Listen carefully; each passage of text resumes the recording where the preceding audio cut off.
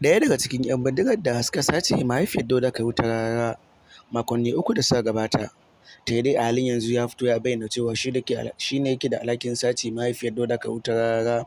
Kuma sa'an za ku ji cewa mahaifiyar Dauda Kahutu Rarara a ranar Talata ta dawo zuwa gida da daddare cikin ƙoshin lafiya.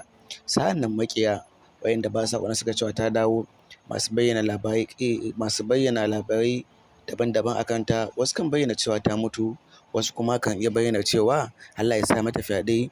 Kowa ma da abin da ke bayyanawa, wasu ma fatan sharri suke yi ba fatan alkhairi ba. Amma dai daga ƙarshe sun ji kunya ta dawo cikin ƙoshin lafiya, bayan da har yanzu babu tabbacin cewa shin kuɗi Dauda Kahutu Rarara ya bayar aka saki mahaifiyar shi, ko kuma dai jami'an tsaro ne suka yi aikinsu. Amma dai menene dai abin da ya faru, fatan mu ɗaya ne, Allah ya kiyaye gaba. Sa'an nan wannan jarabawa Allah ba ta ikon cinyewa. Kowane ɗan adam yana tare da ƙaddararsa, sa'an nan babu wanda ya isa ya guje wa ƙaddararsa. Dole ne wannan ƙaddarar sai ta faru a kansa ko da yaushe.